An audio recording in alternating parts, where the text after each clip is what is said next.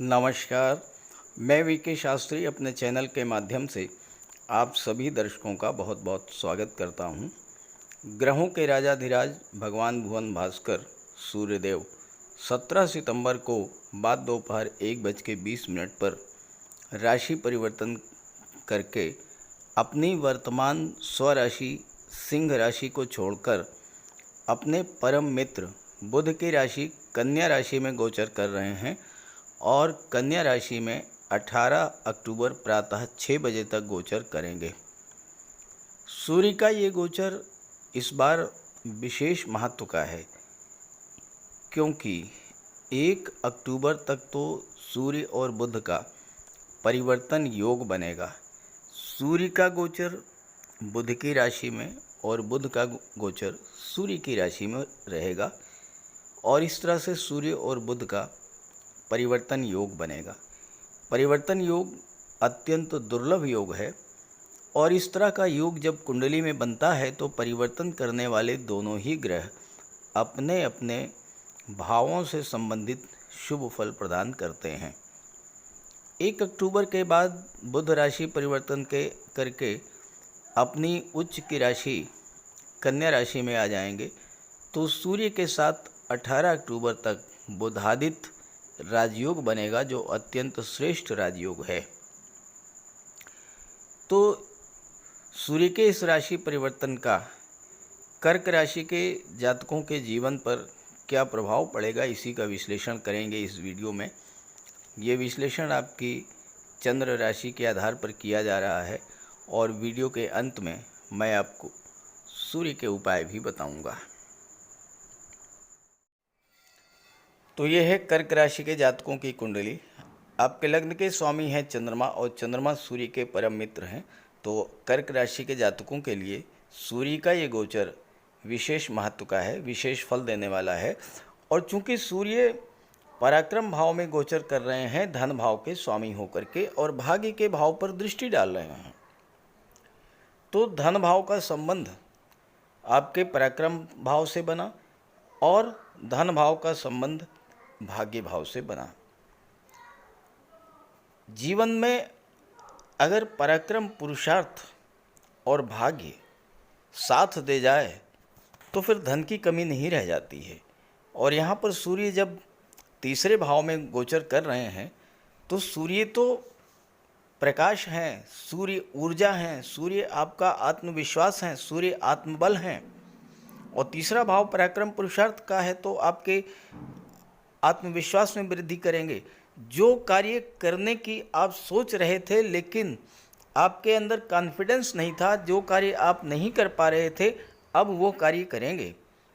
और चूंकि भाग्य भाव पर दृष्टि डाल रहे हैं सूर्य, तो जो कार्य आप शुरू करेंगे, जो भी चैलेंज आप एक्सेप्ट करेंगे, वह कार्य, वह चैलेंज आप इस गोचर काल में पूरा करेंगे और उसका लाभ आपको मिलेगा, धन प्राप्त होगा। चूँकि सूर्य जो हैं धन भाव के स्वामी हैं, तो इस समय आपको अपने पराक्रम, पुरुषार्थ और भाग्य के बल पर धन की प्राप्ति होगी। तीसरे भाव की चीज़ों से आपको धन की प्राप्ति होगी।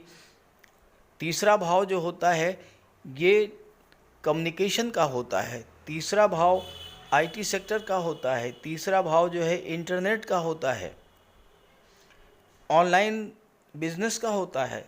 तो इन सब क्षेत्रों से जुड़ करके आपको धन की प्राप्ति होगी। और सूर्य तो राजा हैं, सूर्य तो शासन प्रशासन और राजनीति के कारक होते हैं, उच्च पद के कारक होते हैं। और इस समय भाग्य भाव पर दृष्टि डाल रहे हैं, तो आप चाहे राजनीति के क्षेत्र में हों, चाहे शासन प्रशासन में हों, चाहे किसी भी सरकारी नौकरी में, आपको उच्च पद की प्राप्ति होगी, धन की प्राप्ति होगी। और चूंकि बुध के साथ परिवर्तन हो रहा है सूर्य का और बुध विदेश भाव के स्वामी हैं, तो आपके धन भाव का संबंध विदेश भाव से बनेगा। तो इस समय आपको विदेश जाने का भी योग बनेगा, विदेश से धन की भी प्राप्ति होगी। और सबसे बड़ी बात यह है कि अगर आप चाहें तो इस समय विदेश अगर नहीं भी जाना चाहते हैं, ऑनलाइन प्लेटफॉर्म से, ऑनलाइन माध्यम से, संचार माध्यमों से जुड़ करके आप विदेशों से धन अर्जित कर सकते हैं। भाग्य का आपको पूरा पूरा साथ मिलेगा।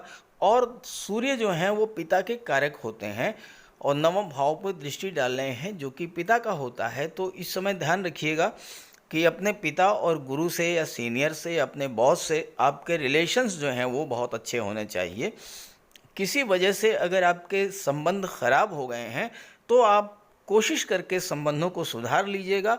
आपको भाग्य भाव का पूरा पूरा लाभ मिलेगा। आपका भाग्य एक्टिव हो जाएगा और पराक्रम पुरुषार्थ तो सूर्य आपका बढ़ा ही रहे हैं, तो आपको धन का लाभ होगा, कार्य क्षेत्र में सफलता मिलेगी।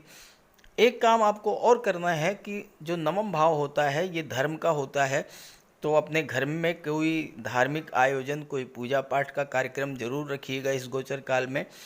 देखिए, ग्रहों का पूरा फल प्राप्त करने के लिए आपको भी प्रयास करना पड़ेगा। ऐसा नहीं है कि ग्रह अच्छी स्थिति में हैं और आपने कोई प्रयास नहीं किया तो आपको रिजल्ट मिल जाएगा, ऐसा नहीं होगा। आपको रिजल्ट प्राप्त करने के लिए अपने तरफ से पूरा पूरा प्रयास करना पड़ेगा और ग्रहों को बल देने के लिए जो भी संभावित उपाय हैं वो आपको करने होंगे, तभी आप उस ग्रह के गोचर का लाभ ले पाएंगे। और आपके लिए सूर्य का गोचर बहुत ही मजबूत, महत्वपूर्ण स्थिति में है, क्योंकि धन के स्वामी होकर के पराक्रम के भाव में गोचर कर रहे हैं। तो कहीं आप तीर्थ यात्रा पर जरूर जाइएगा और साथ ही साथ अपने पिता, गुरु, अपने सीनियर, अपने बॉस का पूरा पूरा सम्मान कीजिएगा। और इसके अलावा अगर आप उच्च शिक्षा के लिए विदेश जाना चाहते हैं, चूँकि बुध जो हैं वो बुद्धि के कारक हैं, शिक्षा के कारक हैं और विदेश भाव के स्वामी हैं, तो आप विदेश जा सकते हैं उच्च शिक्षा के लिए। बुध जो आईटी सेक्टर को रिप्रेजेंट करते हैं, बुध मैनेजमेंट को शो करते हैं, तो आप मैनेजमेंट के क्षेत्र में, कंप्यूटर कम्युनिकेशन के क्षेत्र में भी उच्च शिक्षा प्राप्त करने के लिए विदेश जा सकते हैं। और इसके अलावा चूँकि सूर्य और बुध दोनों ही परिवर्तन योग में हैं और बुध 12वें भाव के स्वामी हैं और 1 अक्टूबर के बाद बुध पराक्रम भाव में आ जाएंगे अपनी उच्च की राशि में, और उस समय जो है बुध विदेश भाव का पूरा पूरा फल आपको प्रदान करेंगे। तो ऐसी स्थिति में आपको विदेश में किसी सरकारी, किसी प्राइवेट सेक्टर में, किसी मल्टीनेशनल कंपनी में नौकरी भी मिल सकती है। देखिए, सूर्य और बुध ये दो ग्रह ऐसे हैं जो कि सरकारी नौकरी के कारक होते हैं और ये बलवान हैं। अगर आपकी कुंडली में अच्छे भाव में गोचर कर रहे हैं तो आपके लिए सरकारी नौकरी का योग बनता है और धन प्राप्ति का योग बनता है। तो ये समय आपके लिए विशेष महत्व का है। तो अगर आप इस समय का पूरा पूरा लाभ प्राप्त कर लेते हैं तो ये आपके लिए बहुत अच्छी बात होगी। और उसके लिए आप ऑनलाइन प्लेटफॉर्म से जुड़ करके कार्य करने का प्रयास कीजिए, क्योंकि तीसरा भाव जो है ऑनलाइन प्लेटफॉर्म का है, टूर एंड ट्रेवल्स को शो करता है, मार्केटिंग को शो करता है। शेयर मार्केट से आपको लाभ मिल सकता है क्योंकि बुध धन के भाव में है जो कि शेयर मार्केट के कारक होते हैं। लेकिन ध्यान रहे कि आप शेयर में निवेश करने से पहले किसी एक्सपर्ट की ज़रूर आप राय ले लीजिएगा। भाग्य भाव के स्वामी जो हैं वो देवगुरु बृहस्पति हैं और देवगुरु बृहस्पति 6ठे भाव के भी स्वामी हैं और सूर्य के दृष्टि पड़ रही है भाग्य के भाव पर, देवगुरु की राशि पर। तो ऐसे में चूँकि 6ठा भाव नौकरी का होता है, कंपटीशंस का होता है, तो सूर्य आपको हर कंपटीशन में विजय दिलाएंगे। साथ ही साथ नौकरी की तलाश थी, नौकरी आपको प्राप्त होगी। नौकरी में कोई परिवर्तन करना चाहते थे, कोई ट्रांसफ़र चाहते थे काफ़ी दिनों से, तो उसके लिए भी अनुकूल समय है। और चूँकि दूसरे भाव के स्वामी होकर के पराक्रम में है तो इस समय आपको धन की बचत करने का बहुत अच्छा अवसर प्राप्त होगा। निवेश भी करेंगे, धन की बचत भी करेंगे, आपका बैंक बैलेंस भी बढ़ेगा, आपकी रुकी हुई शिक्षा पूरी होगी, विदेश जा सकते हैं। छोटे भाई बहनों की शिक्षा, कैरियर या फाइनेंशियल क्राइसिस को लेकर आपके मन की जो चिंताएं थी वह दूर होगी। पिता से या प्रथम संतान से किसी तरह का कोई मतभेद था वो भी दूर होगा और पिता का सहयोग भी आपको मिलेगा। लेकिन सूर्य का पूरा पूरा लाभ प्राप्त कर लें आप, तो इसके लिए आप सूर्य का उपाय भी उपाय भी कीजिएगा। तो बात करते हैं उपायों पर। सूर्यदेव की आराधना करें। खास करके छात्रों को या जो कॉम्पिटिटिव एग्ज़ाम्स की तैयारी कर रहे हैं उन्हें तो सूर्य के उपाय अवश्य करने चाहिए। सूर्य आत्मा के कारक हैं। इस पृथ्वी पर सूर्य के कारण ही जीवन है और सूर्य की ही ऊर्जा, प्रकाश और ऊष्मा से हम कार्य करने में सक्षम होते हैं। सूर्यदेव की आराधना करेंगे, आत्मा को बल मिलेगा, आत्मविश्वास में वृद्धि होगी, कार्य करने की ऊर्जा प्राप्त होगी, जीवन में रोशनी आएगी, भाग्य चमक जाएगा और फिर आप सफलता की सीढ़ियां चढ़ते चले जाएंगे। तो प्रातःकाल स्नान करते समय जल में लाल पुष्प या केसर डाल करके स्नान कीजिए।